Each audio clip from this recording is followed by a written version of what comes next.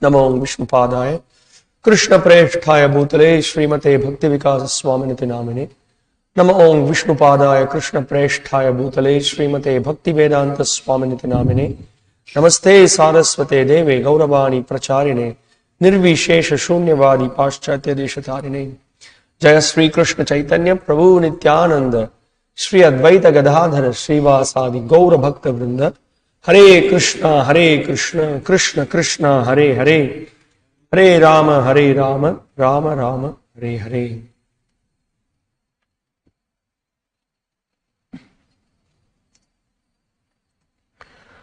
So we are continuing to study the Bhagavad Gita, chapter 13.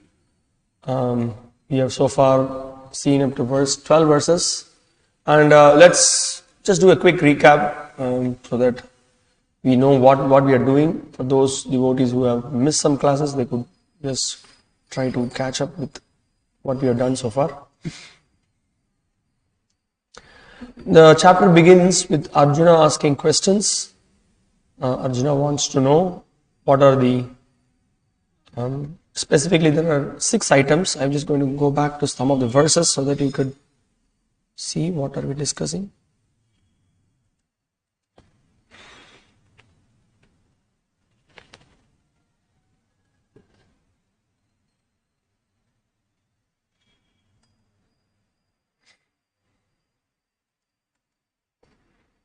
Hare Krishna, Krishna Krishna, Hare Hare, Hare Rama, Rama Rama, Hare Hare. Okay, we just go back to see the text. Basically 6 questions Arjuna is asking. Prakriting Purushang Chaiva, Kshetram Kshetragnam Evacha, Etad Veditum Ichchami, Jnanam Gneyam Chakeshava. So, here Arjuna is asking the question about what is Prakriti, what is Purusha, what is Kshetram, what is Kshetragna. This comes to 4. Then he's asking what is Jnana and Gneya. So totally 6 items. So Krishna begins to answer all these terms. What are these? So Krishna begins to answer. So in verses 2 and 3, immediately Krishna begins to answer. Krishna explains about what is Kshetra, the field of activity. In verses 2 and 3, Krishna explains about that. And then in 4 and 5, Krishna goes on to explain how in 4 he speaks about what will be the changes, how the different fields of activities are formed. All those things I'm going to explain further, he says. And then in 5, he gives reference. Krishna himself gives reference from Vedanta Sutra, and he also says that all the great personalities, Rishibhihi, they all discuss in detail, and the Vedanta Sutra also discusses about the cause and effect. So in detail that is being discussed. So Krishna substantiates that, and then further in the verses 5 and 6, Krishna elaborates about the 6 and 7. Krishna elaborates about this field, what are the ingredients of this field. So he explains about how right from the 24 elements we discussed, what are those 24 elements, and how these 24 elements when it combines, so that means that when the soul gets into a particular body, then it experiences happiness, distress, all those transformations, vikaras, everything it is experiencing, that we saw. Now after when Krishna explained about the Kshetragnya, and when we speak about Kshetragnya, there are 2 Kshetragnyas, that is, we also discussed that. So who are the 2 Kshetragnyas? One is the soul, another one is the super soul, who is aware of all the bodies. And in the text 3, very much we discussed this point. Please remember how Srila Prabhupada defeats the whole argument of the Mayavadis. Kshetragnam chapimam vidhi, cha apimam vidhi. You have to understand? Already in the previous text 2, he says there is a Kshetragnya, and he says Kshetragnyam cha apimam vidhi. There is another Kshetragnya, and that is the Sarva Kshetreshu Bharata. But this Kshetragnya is Sarva Kshetreshu Bharata.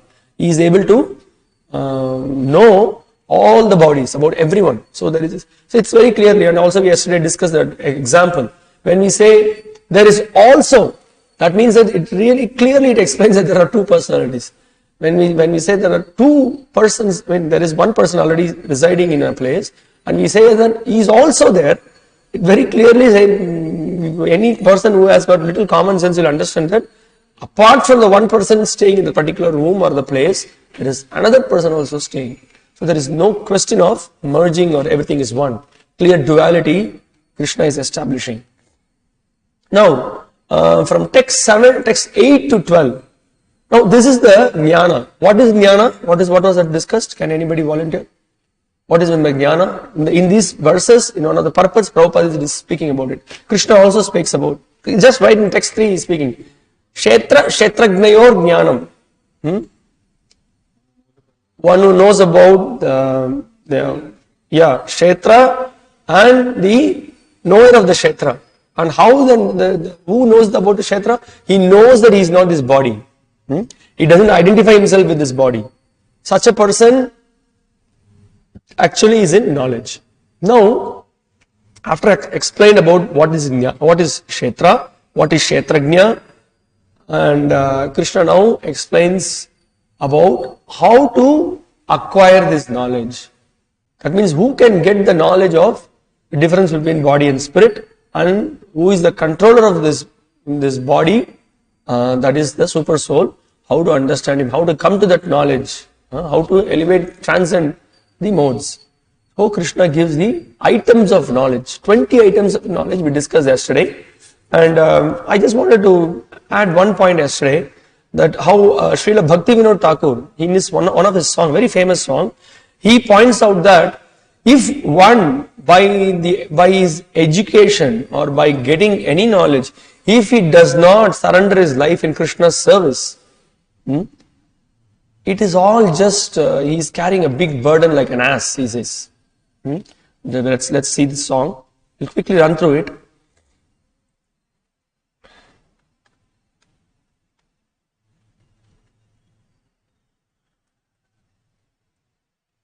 Okay, just here. So that is the whole point, no? If by great education one has done, MSc, MTech, BTech, MTech, so much he has studied, but all his education, it's just a big burden. Doesn't know what is the difference between spirit and matter, what is the purpose of life, what happens to us after death. No clue whatsoever. But Krishna clarifies and he points all those things, he puts it under one category. What is that? Krishna says that all these things, he calls it as ignorance, that's all. Just simply ignorance, nothing more than that.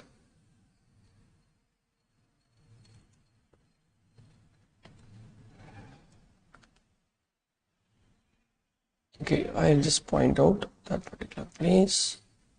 Okay, just sharing the screen. Okay, here he says, Vidyara vilase katainu kala parama sahasayami tumara charana na bhajinu kabu ekona sharana tumi. With great enthusiasm I spent my life in the pleasures of mundane learning and never worshipped your lotus feet, O Lord. Now you are my only shelter. Podite bharasha bharilo jnane gati habe hamani sheyasha bipala segyana durbala segyana ajnana jani. Reading on and on, my hopes grew and grew, for I considered the acquisition of material knowledge to be life's true goal. He's speaking about us. How fruitless those hopes turned out to be, for all my knowledge proved feeble. Now I know that all such erudition is actually pure ignorance. You can see some people, they have gone through big university education, they have done doctorates, they have got several certificates. Sometimes you can go and see in some people's house, there will be one whole big showcase, all the awards, but they do not know the basic difference between the spirit and matter. What is the real purpose of life? Why they are born here? Why they are in a particular situation? They do not know.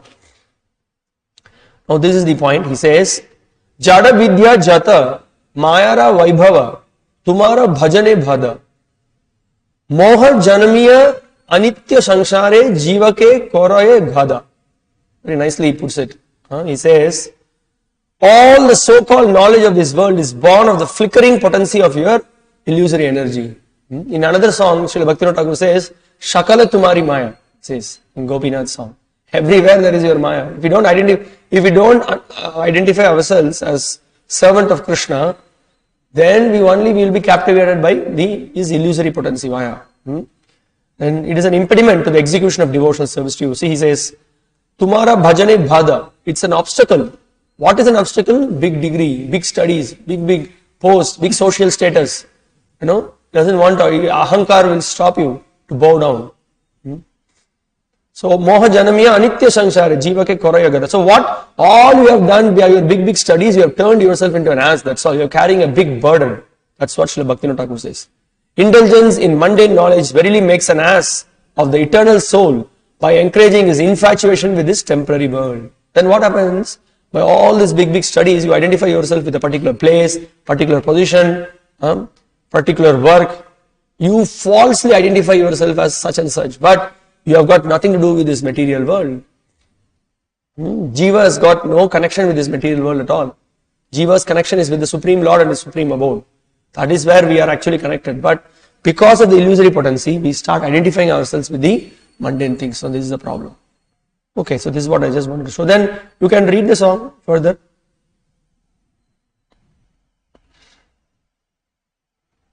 He goes on to explain that I wasted my life, I have to engage in your service. Okay, I just wanted to point out that yesterday I missed it. Okay, let's now continue. So now, what are all the items so far in these verses that are covered? Let us remind ourselves about that. The first one, Kshetra, is already covered in verse number 2. Then Kshetrajna, Krishna speaks about Kshetrajna in verse number 3. And then about Jnana. Krishna speaks about the Jnana from verses 8 to 12. How to attain that knowledge. Jnana also, he also defines Jnana in verse 3. And Krishna speaks about the process of acquiring that knowledge from verses 8 to 12. So Kshetra is covered, Kshetrajna is covered, then the process of acquiring knowledge is also covered. Now what is left? Jnaya is left, then Prakriti and Purusha is left. Correct? So now today we will discuss about Jnaya. What is this? By knowledge, what is the goal of knowledge? That we will discuss today. And tomorrow we will see the rest of the other items, other questions Arjuna had. We will discuss about Prakriti, Purusha. Okay. Now let's go to text 13.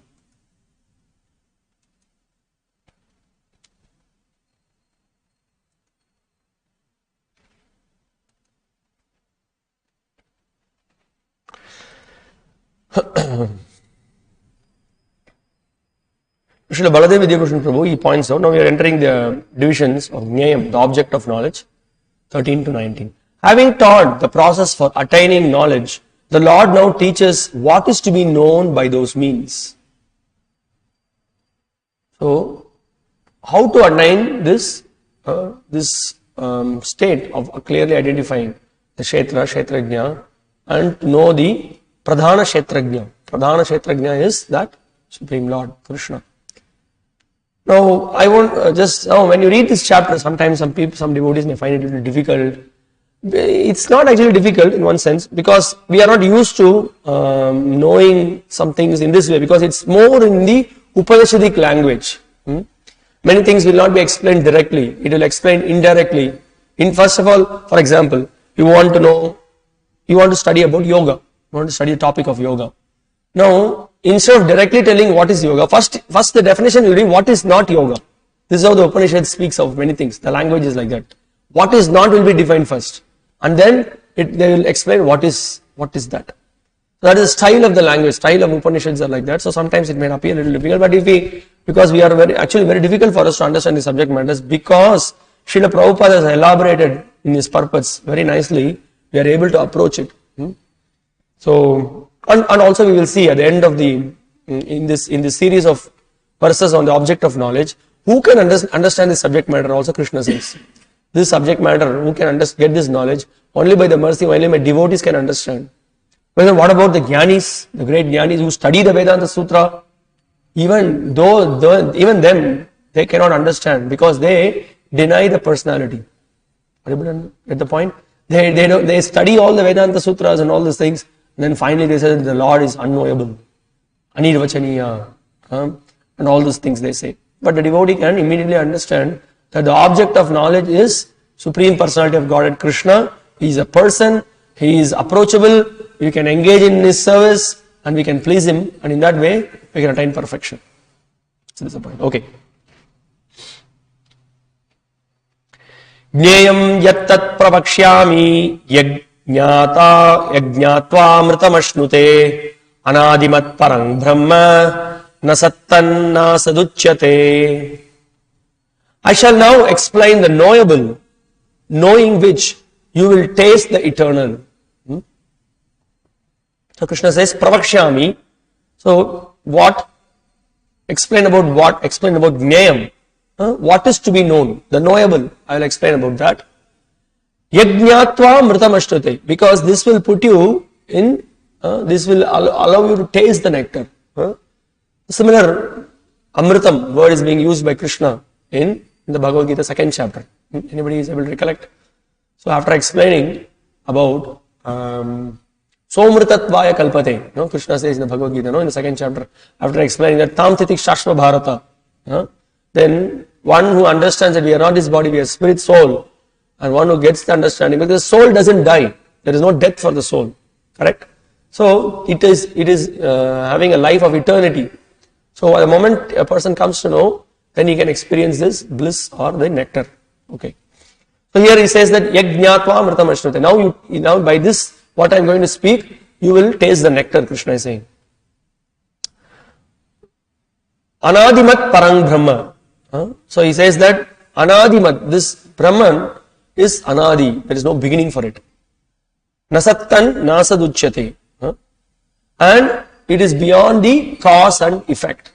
What is meant? It is beyond the cause and effect. Because there is no cause for the jiva to be born in this world. Or we could say that the jiva is not, we don't say that like we see in the material world, everything is created. There is no creation that is happening. Now jiva is created. It's eternally existing. Of course we can say by the will of Krishna, everything is happening. So in that sense, without Krishna, nothing exists, nothing comes into existence. That is there. But in general, the jiva cannot be created. So we don't use this term created as we speak. So the point here that is being made here is Brahman, the spirit, is beginningless and subordinate to me, lies beyond the cause and effect of this material world. So now this verse is referring to whom? Jneyam yattat pravakshyami yajñātva amritamashnute anādimat parang brahma. What is this verse? When it speaks about Brahman, what is that being referred to? That is right there in the translation. What is being referred to? Please speak. Spirit soul. Yes, we are speaking. This verse is speaking about the Brahman, the spirit soul. Because you see, that's why please carefully look when you read the translation. I shall now explain the knowable, knowing which you will taste the eternal. Brahman, the spirit, beginningless and subordinate to me. So who is subordinate to me? The spirit soul. Very clear. That's why I'm saying Prabhupada's translation makes it very clear. His purpose makes it extremely clear. Otherwise, sometimes we get confused with Brahman, isn't it? Brahman, what does it mean? Brahman refers to the supreme soul, or Brahman refers to the soul, or what is it? Or Brahman refers to the nature. So here it is very... So here, by knowable, Krishna is speaking about two things. One is the spirit and he's entirely discussing about the supreme soul to be known. Okay. The Lord has explained the field of activities and the knower of the field. He has also explained the process of knowing the knower of the field of activities. Is it clear? These two statements are. So field of activities he explained, Kshetra, and the knower of the field, Kshetrajna. Now he has also explained about how to know the knower of the field with the process of attaining the jnana. That is also explained. Now he begins to explain the knowable. First the soul and then the super soul. So Prabhupada explains this point. By knowledge of the knower, both the soul and the super soul, one can relish the nectar of life. You see, the life has got some juice. Only when we come in touch with Krishna, there is nectar there. Otherwise it's all completely chewing the chewed. It's just, life is really miserable. What is there, Just, eating, mating, sleeping, defending. These are only 4 activities that we are doing. In a very sophisticated way, somebody may perform it. In between, somebody is watching sports, watching movies, dancing, there is some suffering, all these things are just a cycle that is going on. So it's like a routine thing we are experiencing. But there is a dynamism in our life. The whole life becomes completely active, becomes energetic when we begin to establish our lost relationship with the Supreme Lord. And also when we see, the moment you see, that's why when we were discussing in the second chapter of the Bhagavad Gita, we spoke the first time when Krishna speaks this knowledge that we are not this body, we are spirit soul. Immediately we come to life, because there is always a great tension. Oh, I'm going to die. I'm going to, because people do not know there is no death for you, sir. You are not going to die. What? I'm not going to die. But I'm seeing every day people are dying. But that's only the body that's getting worn out. But you are not going to die. You are eternal. It's something like, you have a disease, and then you are suffering from some disease. Let's say you are having fever. So 2 days continuous fever, nothing is happening. So your friend comes and, don't worry, let me take you to this clinic. This doctor is very good, and he just takes you to the clinic. Okay, you have not met the doctor, you have not got the medicine, nothing. Just by going to the clinic with the patient, there is a relief. Oh, okay, I'm going to be taken care. Something is going to happen. So similarly, we might not have realized that we are not this body, we are spirit soul, but we have theoretically heard it. But at least this message also many people do not know. But then when they start to practice, then they will realize over a period of time, identifying themselves as servant of Krishna, and realize about their misidentification with this body. So that will put us on to real nectarian life. Are you getting the point? That's what Prabhupada is pointing out here.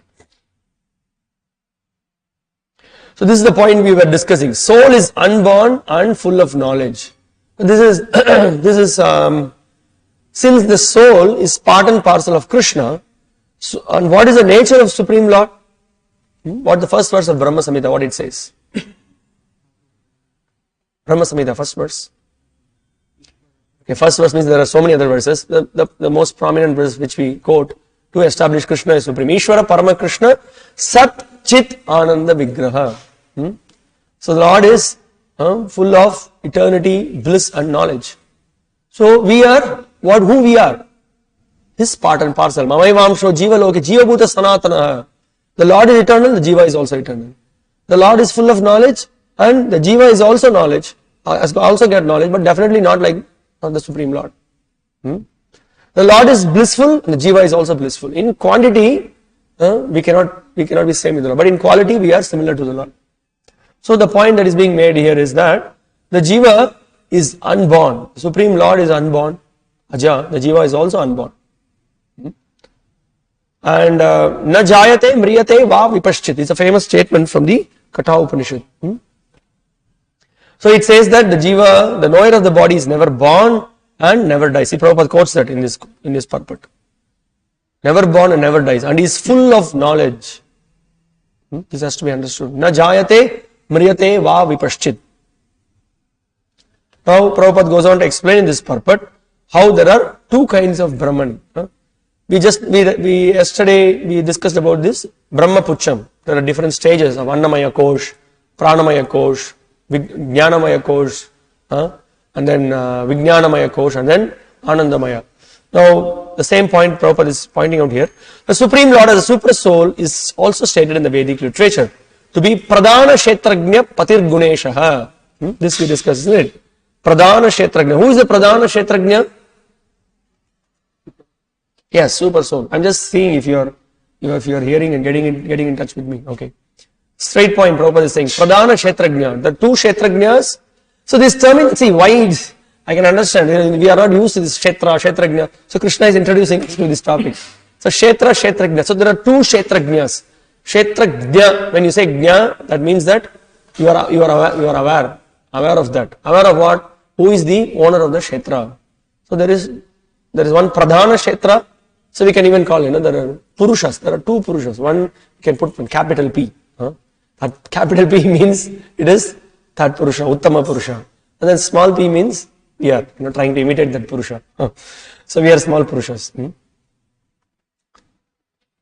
Well, in one sense, every one of us we are all Prakriti. That's also there. Okay.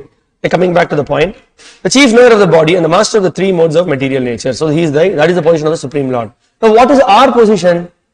What is our position? What is the position of the Jiva? This is a very famous, we will see this Prabhupada repeating it in other purport as well. Very important quote which really substantiates the position of the Jiva, what the Jiva should do. We see here in the Smriti, it is said, Dasa Bhuta Harir Eva Nanya Seva Kadachana. The living entities are eternally in the service of the Supreme Lord. This is also confirmed by Lord Chaitanya in his teachings. Now, I have a question. What does it mean? Dasa Bhuta Harir Eva Na Anya Seva Kadachana. The constitutional position of the living entity is not to serve the nation, not to serve the mother, not to serve the father, not to serve the friends, not to serve the lawyer, not to serve the industrialist, not to serve environment. It is to serve the Supreme Personality of Godhead. That is our constitutional position. Don't feel bad that, I have not done this, I have not done that. In fact, by serving the Supreme Personality of Godhead, everyone else is served. Yasmin tushte jagat tushte. So we have to please the Supreme Personality of Godhead. There is no point in pleasing this demigod, that demigod. Why? Jiva Bhuta Hare Reva Na Anya Seva Kadachana. This is the constitutional position of the living entity. It's simply to serve the Supreme Lord. So it's a very powerful quote which we can always use it in preaching to show that what is this? This is what is my constitutional position. You are saying that I'm not doing proper work. I'm not doing my responsible. What do you mean? What do you mean by I'm not responsible? Real responsibility lies in pleasing the senses of the Supreme Lord. How do you say that? Dasa Bhuta Hare Reva Na Anya Seva Kadachana. Of course, there are so many other quotes. This is one important quote. And here Prabhupada says that this is also confirmed by Lord Chaitanya in his teachings. What Chaitanya Mahaprabhu says? The very famous, you all should know, practitioners. Thank you very much. Yeah, Jivere Swarupa Hoi, Krishnere Nityadas. We are all eternal servants of Krishna. Just this one point, if we know, our life is perfect. Especially Bhaktivinoda Thakur in his songs, he points out, what's that? A Krishnadas, A Vishwas, Korle Toyar Dukonai. This is the most important thing, that we should not forget it. That's why we keep repeating it again and again. The moment we forget, Maya captures us. The moment we remember that I am Krishnadas, immediately we engage in Krishna service. We will read one Prabhupada's quote, how amazingly he speaks. Srila Prabhupada in one of the lectures, so firm that we are meant to please Krishna. So there are only two things, Krishna or Maya. Prabhuji, what is this? You are repeating this again and again. What to do? This is the nature of this material world. We forget. We are not Raganuga Bhaktas. Every moment we are forgetting. For them, they can never forget. For us, every opportunity we are forgetting. Sometimes we remember Krishna. At least myself. Okay. So this is the point. Therefore, Prabhupada points out here. Therefore, the description of Brahman mentioned in this verse is in relation to the individual soul. And when the word Brahman is applied to the living entity, it is to be understood that he is Vijnana Brahma as opposed to Ananda Brahma. Ananda Brahma is the Supreme Brahman, personality of Godhead. So, there are two Brahmans that Supreme Lord, he is always in bliss. And the Vijnana Brahma refers to the living entity. That's what Prabhupada is pointing out here. Oh, then another point. So, it's actually glorious to keep repeating it. That's another point that is coming to my mind, that it's glorious to always remind ourselves that we are eternal servants of Krishna. And we should be very happy to say that. That is the real ahankar. Isn't it? Otherwise it becomes false ego. The real ego is to always remember ourselves as eternal servants of Krishna and always identify ourselves as Krishna's servant. That's the beauty of it. So we should never feel, if you are feeling bored, that means that we are still in diseased state. When we are not in diseased state, then we will be happy to hear. It may appear like a simple statement, but this is a very profound statement that we are eternal servants of Krishna.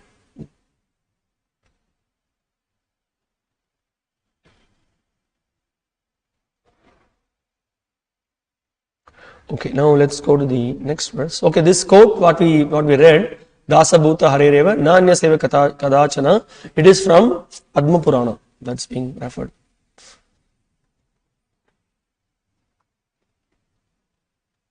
Now, I'd like to read one reference from, I think, Baladev Vidyabhushan Prabhu's commentary. He is pointing out that Jiva is also called Brahman because it is endowed with 8 great qualities. He says, what are those 8 great qualities? Ya Atma Pahata Papma Vijaro, Vimrityur, Vishoka, Vijikitso,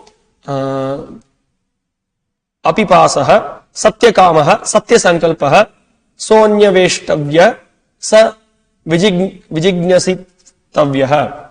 One should know that Atma is without sin, without aging, without lamentation, without hunger, without thirst, whose every desire is truth and whose every desire is fulfilled. This is the description of the Jiva. Jiva is like that, being part and parcel of Krishna. So, the Jiva is known as Brahma in the Shrutis, Vijnanam Brahma Ched Veda. That's what Prabhupada was pointing out. Okay. And also there are references given by Baladev Vidyabhushan where the Brahman is being referred to the Jiva. Brahma Bhuta Prasannatma na Shauchati na Kangshati. Krishna says, right? So when we have attained the state of Brahman realization, then the Jiva is free from Shochati and Kangshati. Okay.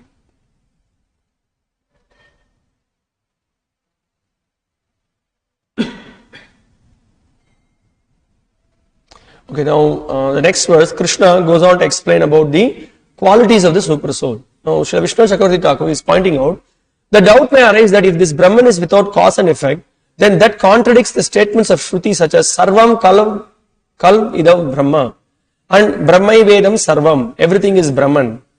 Though Brahman in his essential nature is beyond cause and effect, this Brahman is also the cause and effect because of non-difference between the energy and the source of energy. That is stated in this verse. We will see what it is all about. So here it's being pointed out that the Brahman is beyond, the contradiction is resolved by stating that Brahman is beyond cause and effect.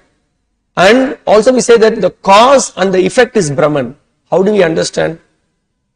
It's we can say it's by the Yoga Aishwaram, by the Achintya Shakti. How is that? Same point. How simultaneously one and different. You know, one says Sarvam Kala Idam Brahman. Everything is Brahman. It's true. You know, this table, whatever that we see in the existence, everything is Brahman. So that means that this is a effect. This table is an effect, right? By the ingredients that is there as a material world. By the combination, this table is formed. So that is also Brahman. And Brahman is not, it is not being caused by anything. In another sense we can say, there is no cause for the Brahman. So he is beyond cause and effect, and he is the cause and he is the effect. How is that? So that is what the point. The point is, here comes our philosophy. Achintya Veda Abheda Tattva. By that we understand. Now Krishna goes on to explain how actually, who is that person, who is that super soul. Now that explanations are being given. Okay, text 14. Sarvata pani padam tat sarvatokshi shiro mukam sarvata shruti malloke sarvam avritya tishtati. Now, here Krishna says, everywhere are his hands and legs, his eyes, heads and faces, and he has ears everywhere. In this way, the super soul exists, pervading everything. So, sarvata pani padam tat. Pani means hands, padam means legs. Sarvata pani, everywhere his hands and legs are spread. Sarvatokshi, akshi means what? Aksha means eyes. Sarvatokshi shiro mukam. So his heads and eyes are everywhere, faces everywhere. Sarvata shrutimal loke sarvam avritya tishtati. Avritya tishtati. So the sarvata shrutimal loke. Now it is explained that he has got ears everywhere. Sarvata. He can hear everything. What is going on in your mind? What is going on in my mind? In any corner, millions and millions of universe, everything he can hear. So we cannot hide ourselves. The Lord has got his hands everywhere, his legs everywhere, his ears everywhere, his eyes are everywhere. So better if we simply know this one shloka, then we'll be careful what we are doing in our life. Okay. Now, Srila Prabhupada immediately in the purport, he is giving the explanation of how to understand this.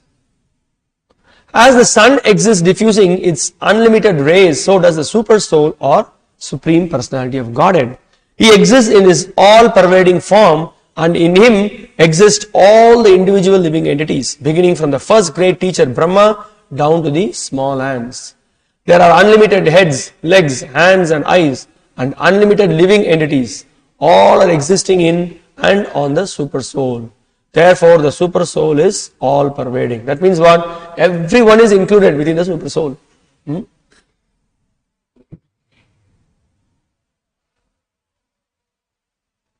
Okay, here is, and this, with this one shloka, we can just, blast all these bogus avatars. How is that? You cannot even manage your own body. When you get toothache, you are going to a doctor. You claim yourself to be God. And here we can see the qualities of the super soul is explained. Sarvata pani padam tat. His hands are everywhere. His legs are everywhere. His ears are everywhere. But whereas that is not our case. That's what Prabhupada is contrasting the individual soul and the super soul. The individual soul, however, cannot say that he has his hands, legs and eyes everywhere. Anybody wants to claim that? No way, we cannot manage our own 2 hands and 2 legs. That is not possible. If he thinks that under ignorance he is not conscious that his hands and legs are diffused all over, but when he attains to proper knowledge, he will come to that stage, his thinking is contradictory. This means that the individual soul, having become conditioned by material nature, is not supreme. The supreme is different from the individual soul. So in all situations, all conditions, supreme soul is not influenced by Maya, is not touched by Maya. Whereas the Jiva is, the moment he comes to this material world, he is being covered by the illusory potency. Now Prabhupada, further in the purport, he goes on to point out that the Jiva is immediately giving a reference from the Brahma Samhita. Goloka eva nivasat akilatma bhuto. That means what? Somebody may say the Lord is sitting in the Goloka. But at the simultaneously, the Lord here is accepting the offering that we are, with love and devotion, and we offer it to Him, He accepts it. That is His Yoga Maishwaram. That is His mercy. He appears in the Archa Vigraha. He accepts the offerings that He allows us to dress Him. He allows us to worship Him. He accepts our offerings. That is His mercy. That is His all pervasiveness. It is possible for Him. But no one else can. That is His special quality. That is why He is Bhagavan. But we are conditioned. We cannot do that. So simple. Thus with these few simple points we can defeat all these bogus incarnations, all cheaters who claim themselves to be God. The Prabhupada further points out in the purport, the individual soul cannot claim that he is all pervading. Therefore, this verse describes the supreme soul, the personality of Godhead, not the individual soul. So nobody can claim this. Just Prabhupada is pointing out that the all pervasiveness can be seen only in the Supreme Lord. That is His unique quality. So Jiva cannot claim themselves to be God. That is being defeated again.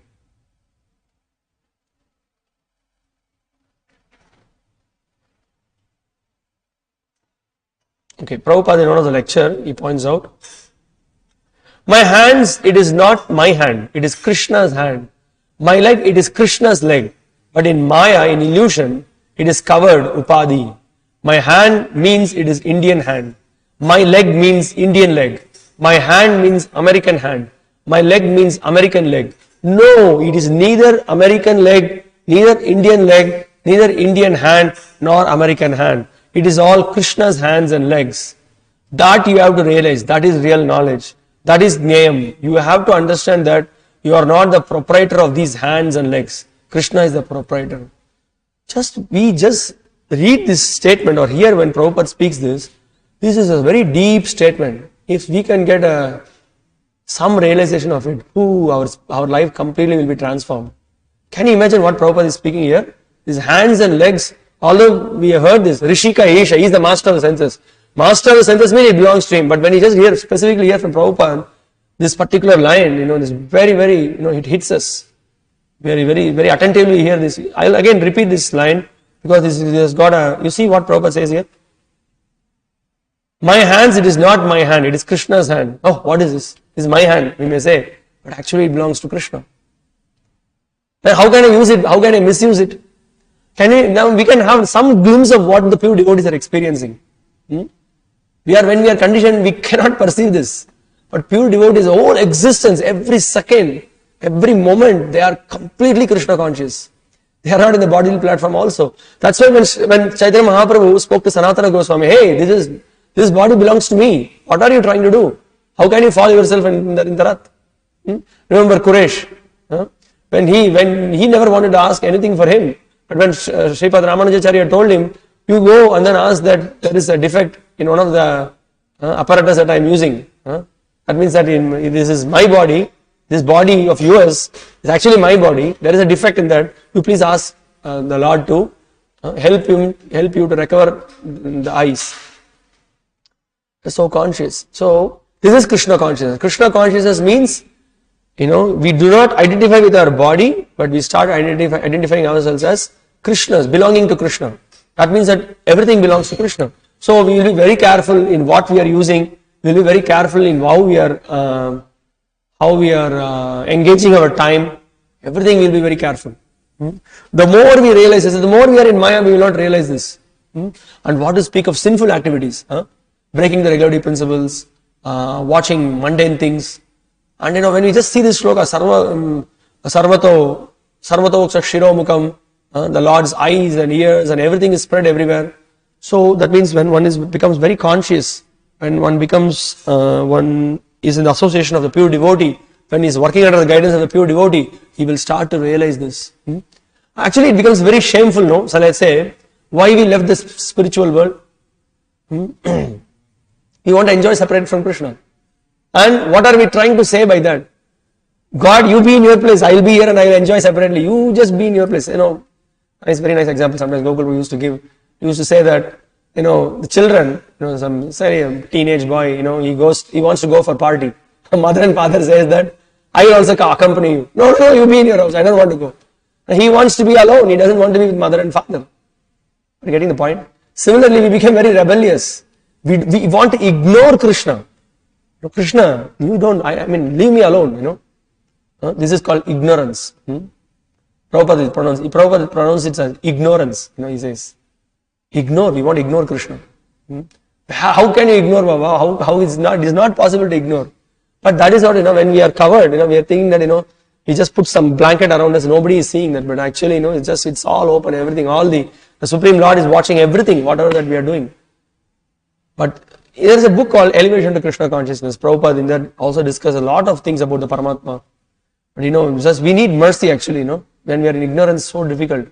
Foolishly, the conditioned souls engages in sinful activities. And we may be very smart and intelligent, trying to cover up many things. We may be smart in trying to convince others also that, actually I am very honest and this and that. But, how can we cheat Supreme Lord? Not possible.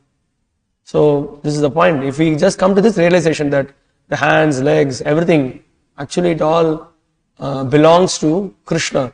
So, I cannot misuse it. It's a really amazing point from Prabhupada's lecture, this one. Okay, another point Prabhupada goes on to say in his lecture. That is mukti. Mukti does not mean that you have got now 2 hands. And as soon as you become mukta, you will have 3,000 hands. It's interesting, no? No, not that. Mukti means swarupena vyavastitihi. When we understand that I am utilizing hands and legs and eyes for my sense gratification. No, this is wrong. It should be utilized for Krishna's service. This is the point. So that's why I told, don't go to ISKCON. They will first tell, come only on Sunday. Then they will take your life. But that's the whole point, no? We have to give our life to Krishna. We are in illusion. I remember one of my friend's father used to tell, I told you from beginning. Your son is too much. He's going every Sunday, only for 2 hours. Now you see what happened to him. It's glorious actually. For millions and millions of lifetimes, we have engaged our eyes, ears, tongue, sense of touch, everything. We have been trying to gratify. All the time we engage in trying to gratify in different bodies, the body of a male and the body of a female. All kinds of bodies we try to enjoy. And did we ever become happy? This is the question.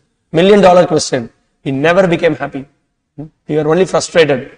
But here is an opportunity. So one life by giving to Krishna. Doesn't matter whomsoever you are a male, female, grahastha, brahmachari, vanaprastha, sannyasi, whatever. Give your life for Krishna. Then you will recognize that real happiness begins. So somritattvaya kalpate, we will be able to enter the nectarian life. We will be able to experience the nectar. Prabhupada gives another example. And so everywhere is Krishna, everywhere is God. Sarvata panipadam. He has got hands and legs everywhere. And because he has got hands everywhere, therefore when you offer something to Krishna or God with faith and love, he can accept.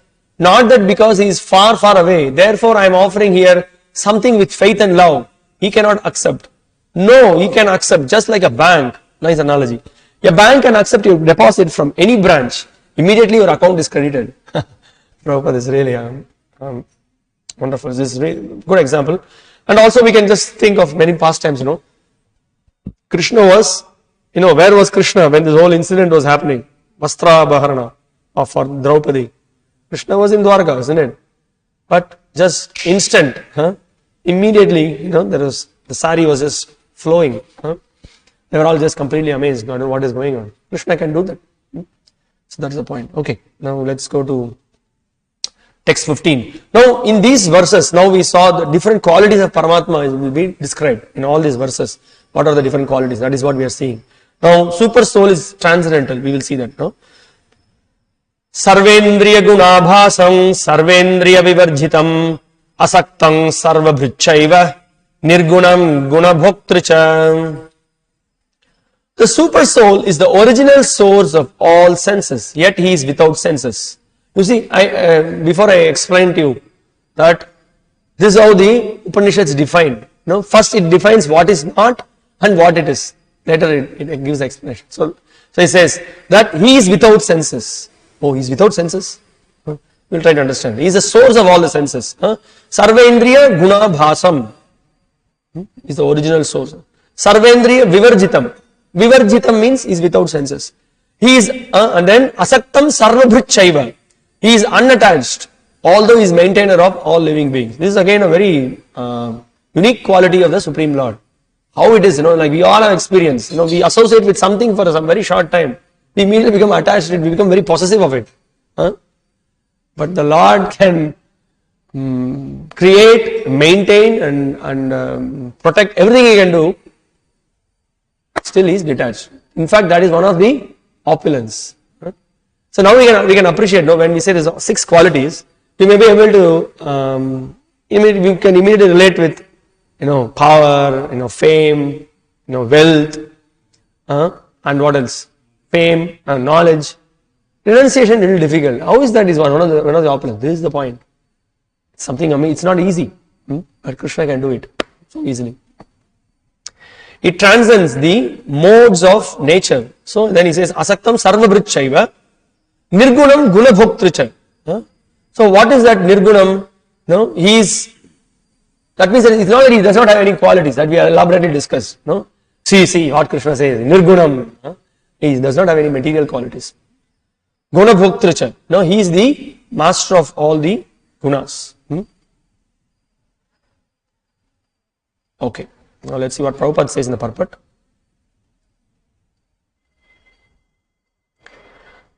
The individual souls have spiritual senses, but in conditioned life they are covered with the material elements, and therefore the sense activities are exhibited through matter.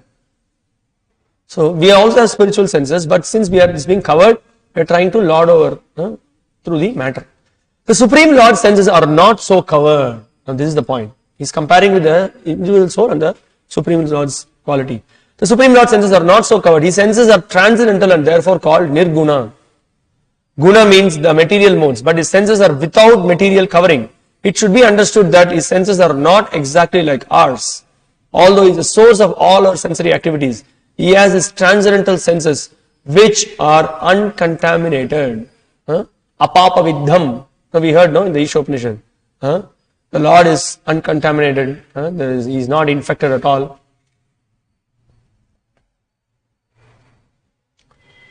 So we can see, we also, again there are some verses which we saw, which are, we call it Gita Upanishad. That's why we call this Gita Upanishad. It is right, it is Upanishad, like the Upanishad. You see there's verses here which explains that. So he says there is an immediate reference Prabhupada is giving from Shvetashvatara Upanishad. Apani pado javano grahita. The Supreme Personality of God has no hands which are materially contaminated, but he has his hands and accepts whatever sacrifice is offered to him. That is the distinction between the conditioned soul and the super soul. He has no material eyes, but he has eyes. Otherwise, how could he see? He sees everything past, present and future. He lives within the heart of the living being and he knows what we have done in the past, what we are doing now and what is awaiting us in the future. This is also confirmed in the Bhagavad Gita. He knows everything, but no one knows him. So what Krishna says, Vedaham samatitani vartamani cha Arjuna bhavishyani cha bhutani mam tu vedana kashchana. But nobody knows me. I know the past, present and future. Nobody knows me, Krishna says. Then Prabhupada in the purport goes on to refute that how the Supreme Lord, he is a person. He is not impersonal. Now this is the problem with the Mayavadis. These Mayavadis and other so-called philosophers and other writers, they try to completely deride Krishna. They want to make him impersonal. They don't want to accept him. They just immediately say he is Nirguna, and then they are rejecting the Supreme Lord. That's why Prabhupada is very heavy with these people. But how you can kill Krishna?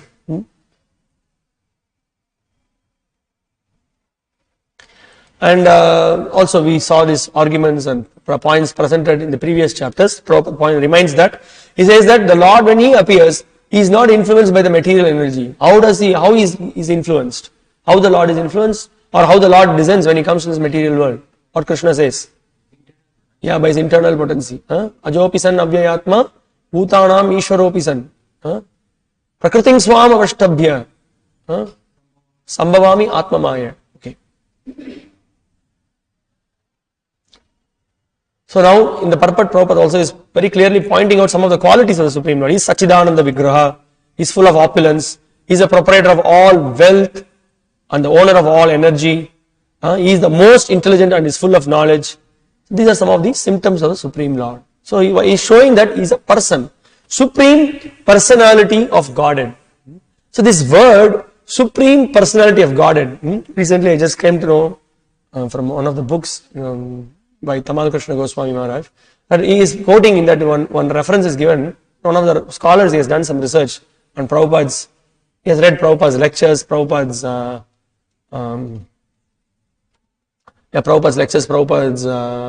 conversations, from Prabhupada's books.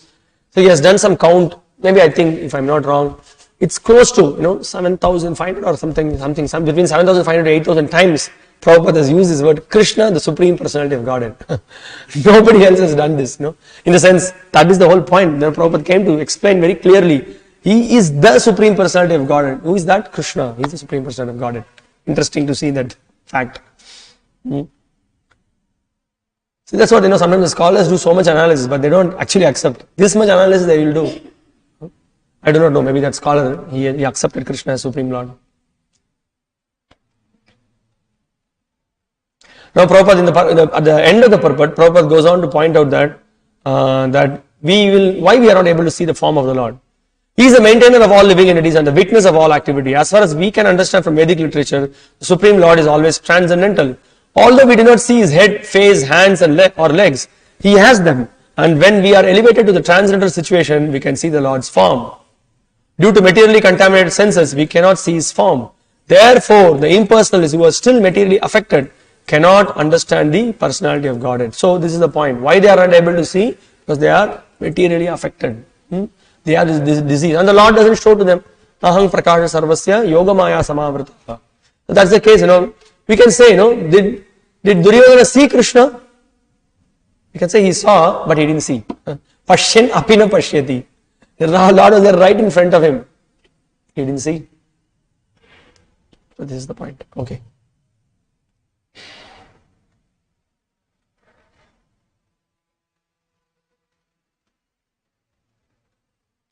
Okay, Prabhupada says,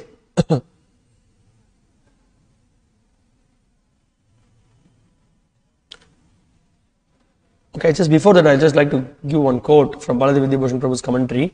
How one can see the Lord. He's a nice one, he quotes. He says that there the Lord, by his own will, relishes with delight.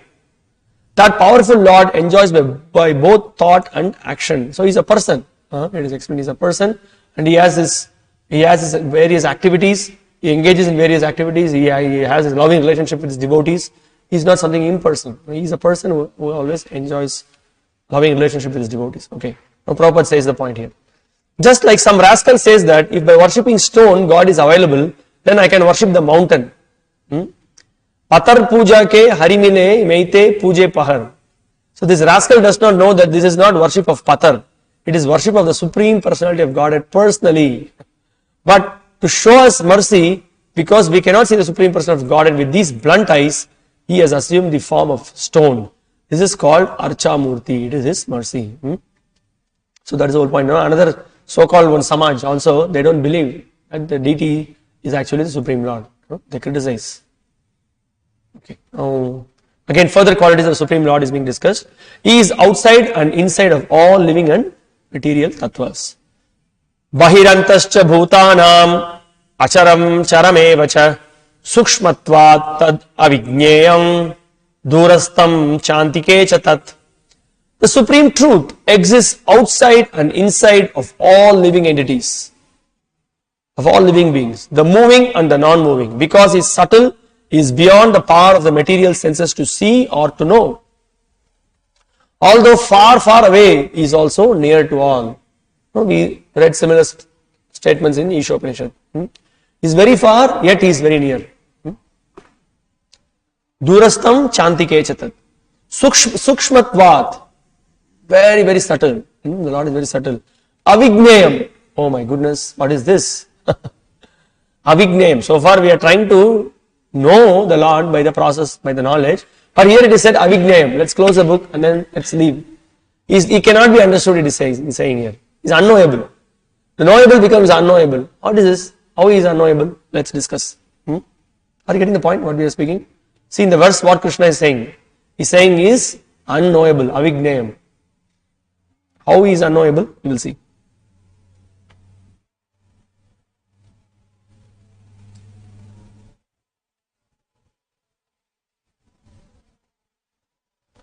Okay, now Prabhupada the purport is pointing out, he is present both in the spiritual and material worlds. Although he is far, far away, still is near to us. These are the statements of the Vedic literature. Asino dhuram vrajati shayano yati sarvataha. And because he is always engaged in transcendental bliss, we cannot understand how he is enjoying his full opulence. We cannot see or understand with his material senses. Therefore, in the Vedic language, it is said that to understand him, our material mind and senses cannot act. So, when we say avigneya, that means what? He is unknowable through your material senses and your material mind. You cannot put him in a box. You cannot understand by your logic. You cannot understand. That is why one of the names for the Lord is called as Adokshaja. Bhagavatam defines. At the very beginning, Bhagavatam speaks. Savai pungsang paro dharmo yato bhaktir adokshaja. He is beyond the perception of the senses and the mind. That is one of the definitions of the Supreme Lord. But it is not that he is completely unknowable. Then why there are so many descriptions in the Vedas about him? So this is what the Mayavadis, they misinterpret such statements. He is unknowable. He cannot be it's all just words. You cannot understand him. But there are thousands and thousands of descriptions given about the Lord's form, his qualities, his activities. But one, with the eye of devotion, with the eye of proper knowledge can see it. Otherwise, he is completely unknowable. No, you cannot know him at all. Oh, this is the point. Prabhupada concludes here. He says that, but one who has purified his mind and senses by practicing Krishna consciousness and devotional service can see him constantly. So what is that? Premanjana churita bhakti vilochanena santas sadaivardayesha vilokayanti yam shyama sundaram achintya gunaswarupam govindamadi purusham tamaham bhajam. This Shyama Sundara can be seen only by those whose eyes are anointed with salve of love. So only they can see. Others cannot see him. Those who are with Kama, Premanjana, not Kamanjana, it is not possible. That is the whole key point here. And then, Bhaktya Pananyaya Shakya, Prabhupada gives an immediate reference. By unalloyed devotional service, uninterrupted devotional service, the Lord personally reveals himself to that devotee. This is the whole point.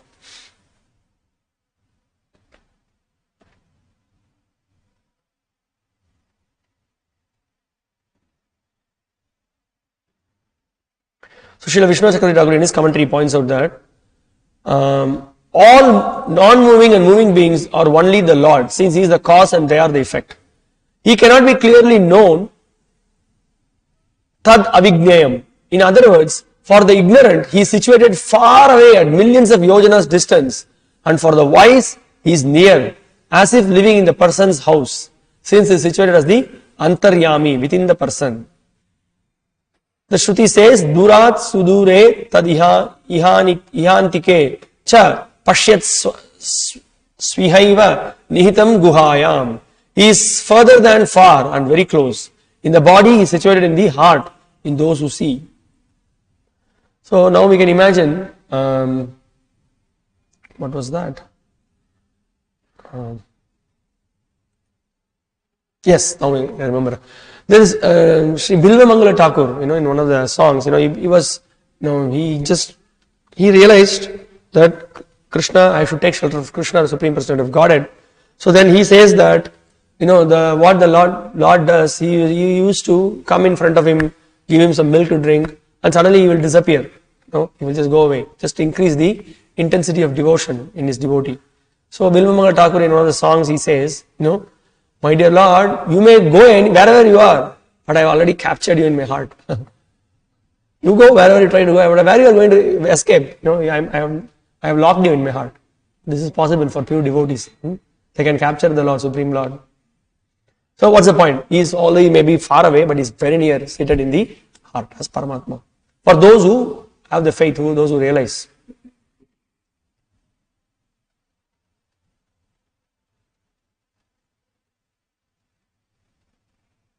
So this again another nice reference by Srila Baladev Vidyabhushan Prabhu. He is pointing out, thus though far away, not perceived by the eye or ear, he is close, antike, perceivable. Shruti says, Manasaivanu drashtavyam. The Lord should be seen by the mind. So that means what? So what is the process that we are engaged in? We are engaged in devotional service. So what we do with the body, mind and senses, we are engaged in devotional service. We are chanting the holy names of Krishna. Right? By chanting the holy names of Krishna, what are we trying to do? We are trying to please the senses of Krishna. And Krishna very mercifully reveals himself to us. Okay. Now, the Lord further goes on to explain, Avibhaktam cha bhuteshu vibhaktam iva cha stitam bhuta bhartr cha tad gneyam grasishnu prabhavishnu cha. Although the super soul appears to be divided among all beings, now comes the point. Now we are all supreme. This is a Mayavadi misinterpreted. Super soul is divided. Each and every one of us are super soul, but that is already defeated thousands of times. So now Prabhupada gives a nice example and he defeats it. So although the super soul appears to be divided among all beings, he is never divided. It appears like divided, but he is not divided. He is situated as one. Although he is a maintainer of every living entity, it is to be understood that he devours and develops all. Now again another unique feature of the Lord is shown here. What it is shown? Although he is accompanying every jiva, he is accompanying every jiva and he is sustaining, he is maintaining them. In fact, he is devouring them and then he is again bringing them back to existence.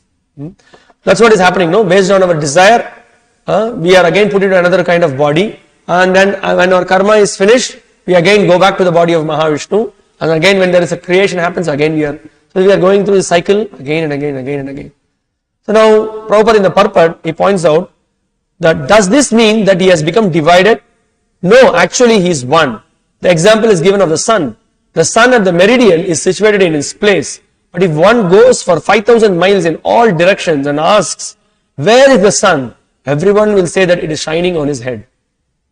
Nice example, no? We have this, when we are child, sometimes we play this, we just, goes, I just remember, there is a big colony, there are different blocks, 16, 17, 18, 19, 20, sometimes as boys we used to play, we say, okay, now we'll see, now I am block number 13, and from 13 to go to block number 20, you have to just maybe go some 7-8 meters, we seeing the sun, and then he will say, the boy will say that, hey, sun is on top of me. Sun was also on top of me. Prabhupada is giving the simple example that it's just always on top of the head. Similarly, it's the same sun. In the Vedic literature, this example is given to show that although he is undivided, he is situated as if divided.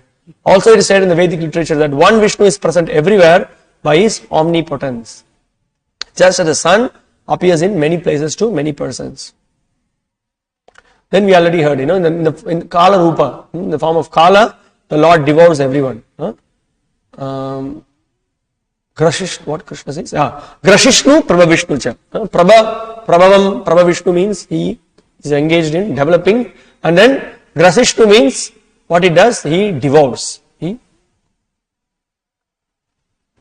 And then, so three qualities are spoken here. One is Grashishnu, Prabhavishnu, and then he is also the maintainer. He is the origin and he is the maintainer as well. So Prabhupada gives a very important quotation from Taittiriya Upanishad. Very often we can see this being referred by all the acharyas, and Prabhupada also in many of the Bhagavatam commentaries and many of the Gita purports as well, this reference is given. Yatova imani bhutani jayante ena jatani jivanti yat pravanti abhisangvishanti tad brahma tad vijignyasasva. So this quote from Taittiriya Upanishad gives the reference that everything originates in the Supreme Lord, and everything rests in the Supreme Lord. And after creation, everything rests in His omnipotence, and after annihilation, everything again returns to rest in Him. So that means what? He is the cause of all the causes. Janmad yasya ataha. Everything emanates from Him. That is being established here.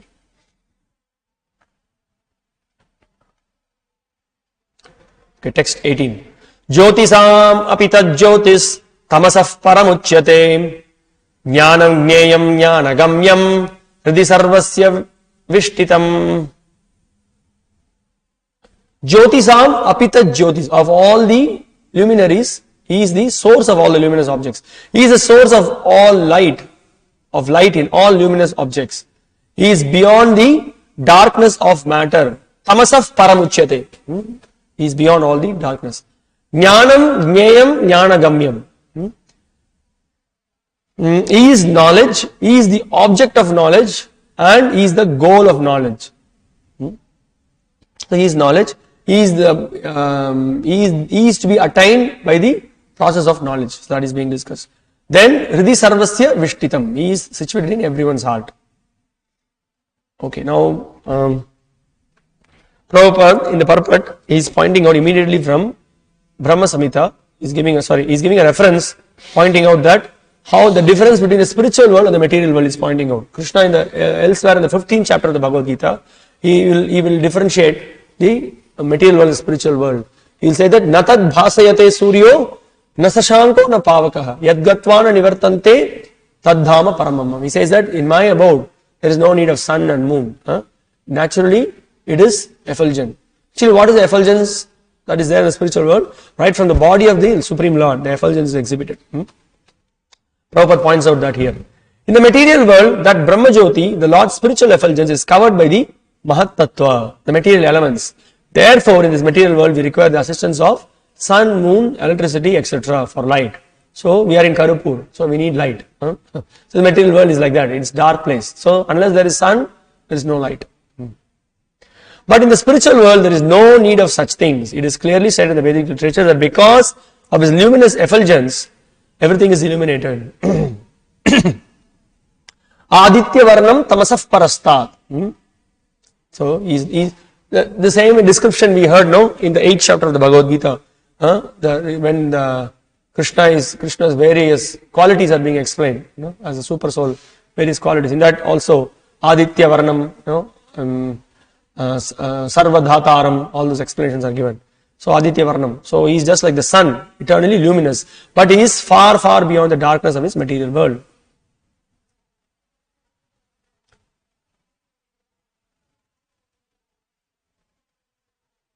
So now Prabhupada goes on to, by hearing all these qualities of the Lord, what one has to do. So what is the object of the knowledge? By the process of the knowledge, by the object of the knowledge, one should attain the lotus feet of the Supreme Lord. One should take shelter of the Supreme Lord. So that is being explained here. One Vedic mantra, Tamha Devam Atma Buddhi Prakasham Mumukshur Vai Sharanam Ahang Prapadye. Ahang Prapadye means to whom? To the Supreme Lord. One must surrender to the Supreme Personality of Godhead if at all one wants liberation. Now, what is that ultimate knowledge? What is that supreme knowledge? That is, as far as the goal of ultimate knowledge is concerned, it is also confirmed in the Vedic literature. Tameva viditvati mrityumeti. Only by knowing him, one can surpass the boundary of birth and death.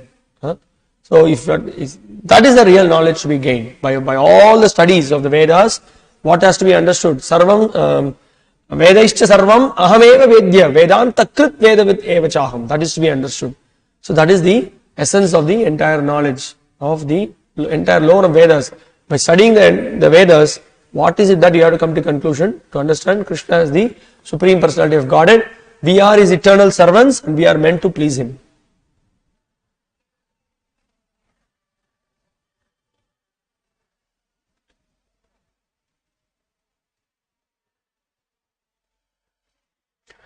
So now, seeing all these qualities, we can just, prepare one chart, just put the qualities of the super soul, put the qualities of the jiva. When you start comparing, he has millions and millions of hands and legs and ears. The jiva is limited. He can hear, understand everything, but jiva's capacity is limited. Like that, we can see the different qualities, and then you just see these qualities. And when somebody comes and then claims that he's God, what do you see? You can only call him as a madman, isn't it? What else you can call him as? You are claiming yourselves to be God. What insanity it is? What are you speaking? Are you crazy? Is the question we can ask. So we can understand, sometimes, the child blabbers something. It's like that, somebody is blabbering something. He has no clue. So Prabhupada concludes this purport, making the point that He is the ultimate shelter of all living entities. So there is no denying the fact that the Supreme Super Soul and the individual soul are always different. So that is very clear. Now with all these 4 verses that we saw, very clearly the demarcation is given between the super soul and the soul. So there are 2 kshetrajñas are very distinctly explained here. And also the object of that knowledge is also given here. So Srila Vishwanath Chakravarti Thakur is pointing out, Jnanam means what is revealed by the function of intelligence. The Lord is the Jnanam, awareness. Jnayam means that awareness which develops a specific form, qualities, etc. So here he is giving further description. He is saying that by this, the goal of knowledge should lead us to what? Okay, you have studied the Bhagavad Gita. We have heard that Krishna is Supreme Lord. That means we start to engage in His service, accepting His form, accepting that He is a person, accepting that He has wishes, accepting that He reciprocates with His devotees. That we accept. So the Lord is the object of awareness. He is attained by the process of knowledge. And how do we attain Him? We follow the process that He has given. Do not be proud. Be humble. All those qualities as Krishna is explaining. Because these qualities are required. By practice of bhakti, one naturally develops these qualities. So he says, he is attained by the process of knowledge. Mentioned previously, jnanagamyam. Being the form of Paramatma, is situated as a regulator of the hearts of all living entities. Dishtitam. Okay. So Prabhupada, in one of the lectures, he is pointing out, so Jyotisham api Jyotis tamasaf param. So this Jyoti, this illumination is beyond the material world. And because there is illumination, that illumination is reflected in the material world. You will find the reflection, bluish reflection in the sky. Beautiful point, no? See why the sky is blue? Immediately we can think of Krishna. It is a reflection from His body. It means that Brahma Jyoti is bluish because it is coming out from the blue body of Krishna. Therefore it is bluish. We see the sky bluish and in dark we can see in the sky. Very nice point, Prabhupada. You understand the point, no? There are coverings. There are 7 coverings, we can see, for those who have not seen the Goloka chart, you can see there are 7 coverings and each covering is 10 times bigger than the other coverings. In spite of all these coverings, the Brahma Jyoti is penetrating all these coverings. And he says that that's why we can see some light, Prabhupada is pointing, little reflection we are seeing here, is saying. So now can you imagine the sun? Actually, if you see the sun, what is the sun? Sun is also the reflection of the Brahma Jyoti. Then this sun, how powerful it is. Then you can imagine the Brahma Jyoti, how powerful, how much strong it should be. We cannot even perceive. That's why we see in that Ishopanishad shloka, Hiranmayena patrena, satyasya pihidam mukam. My dear Lord, please, we cannot see the effulgence. Remove the effulgence. We want to penetrate through the effulgence and see your beautiful form. That's the point. Okay, now Krishna, after having discussed this, is speaking, who can know this, who can have this proper jnana, jnaya, jnanagami, who can know this? Iti kshetram tata jnanam jnayam choktang samasatah madbhakta etad vignaya madbhavayo papadhyate. Thus the field of activities, the body, knowledge and the knowable have been summarily described by me. Only my devotees can understand this thoroughly, thus attain my nature. Mad bhakta etad vignaya, only my devotee can understand. Mad bhava bhavayo upapadhyate. Mad bhavaya, they can attain my nature, attain, upapadhyate, they can attain. It is not possible for others. Others will be completely bewildered by the influence of the material energy. So Krishna goes on to explain. The Lord has described in summary the body, knowledge and the knowable. This knowledge is of three things, the knower, the knowable and the process of knowing. Combined, these are called Vijnana or the science of knowledge. So the science of knowledge, what is to be known and who is the knower, we have to know what we have to know and how to know. So Jnana, Jnaya and Jnana Gamya. So all these three things, when one is realized, one gets realization, he is very clear with these things. He knows Supreme Personality of Godhead. He knows the process by which one can attain the Supreme Personality of Godhead. What is the process by which one can know the Supreme Personality of Godhead? By through the process of bhakti. And when one engages in the process of devotional service, he can know the difference between knowledge and you can know the difference between the spirit and body. Naturally, he gets to know. So this is called realization. The monists, they say that at the ultimate stage, three items become one, but the devotees don't accept this. No. Started all the three are one. Soul, super soul, and everything becomes no. Everything that is, although Krishna says Jnana, Jnaya, Jnana Gamya, there is also difference. All three, in one sense, Krishna says, I am that, I am to be known. But there is also clear distinctions in the three, which we discussed so far.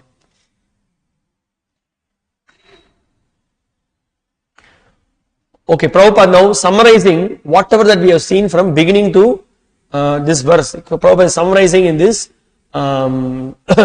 verses. So Prabhupada says that, I'll read it so that everybody could follow. Now to summarize, one may understand that verses 6 and 7, beginning from Mahabhutani and continuing through Chetana Dhritihi, analyze the material elements and certain manifestations of the symptom of life. So what is this? In 6 and 7 we discussed the 24 elements. You remember? That is what Prabhupada is pointing out here. So the field of activity is being discussed.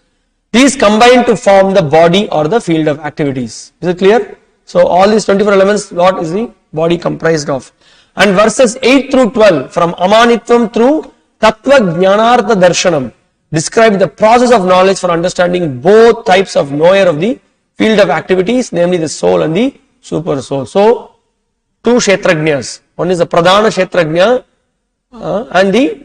and the soul. Both are discussed from the process of how to attain that knowledge, how to get to know the goal. That is being discussed from 8 to 12. Now, then verses 13 through 18, beginning from Anadimat Param and continuing through Hridi Sarvasya Vishtitam, describe the soul and the Supreme Lord or the Super Soul. So this is a clear summary Prabhupada is giving. What are all the three things that is, so the discussion of field of activity, Kshetra, Kshetrajña, and then the process of Jnana, and then the knowable, soul and the super soul. Everything is being discussed in this first 19 verses. And finally, Prabhupada concludes saying that, who can understand it? My devotee can understand it.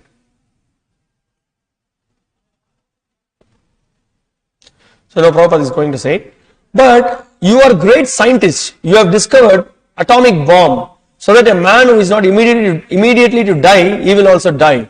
This is our improvement, and they are very much proud, scientifically advanced. This is the effect of our knowledge. Our knowledge in ignorance, always trying to lord over the material nature. What we have invented, we have invented big bombs, and by big bombs, our existence, we have created a threat to our existence. First of all, discover that no more death, then scientific advancement, no more disease. No, we have got very good medicine for disease. That's all. That's all right. Stop disease. No, that we cannot do. Now we have discovered medicine. That now recently we heard that now we have found out a medicine that will stop AIDS. So what is this? These fellows are giving the message. The scientists, they are trying to give the message. Now you can enjoy, do whatever you want to do. Now we have got a tablet that will cure your disease. They can never give solid solutions by which one can avoid getting the disease, avoid getting birth, avoid getting death, avoid getting old age. They can never give that solution because they themselves have no idea, no clue. So here Prabhupada is pointing out further. Then what is the improvement? What is the improvement? Nonsense. This is not improvement. Improvement means stop death. stop old age, stop birth also. There are so many contraceptive methods, birth control, still the population is increasing. So this is what it is, Prabhupada is pointing out. So tomorrow we will discuss the rest of the chapter. We will discuss how, this one is a very important discussion. We will discuss about the rest of the questions Arjuna asked about Prakriti and Purusha, about the material nature, the cause of the material nature, and how the Purusha, the enjoyer, we being trying to enjoy this material world, Krishna is supreme enjoyer, and we being the subordinate enjoyers, we are lording over the material nature, how we came to the material world, why we are in certain bodies. Very clear answers are given in these verses. So we will stop here. If you have any questions or comments, we will take. Any questions, comments, any doubts, any realizations? So far we discussed that verses from 8 to 12 you can learn, and then tomorrow I will point out one more verse which also needs to be memorized for this chapter. It's an important verse to know. It helps, very helpful in preaching also. Okay, if there are no questions and comments, we will wind up here. Thank you very much. Bhagavad Gita as it is ki jai. Srila Prabhupada ki jai. Hare Krishna.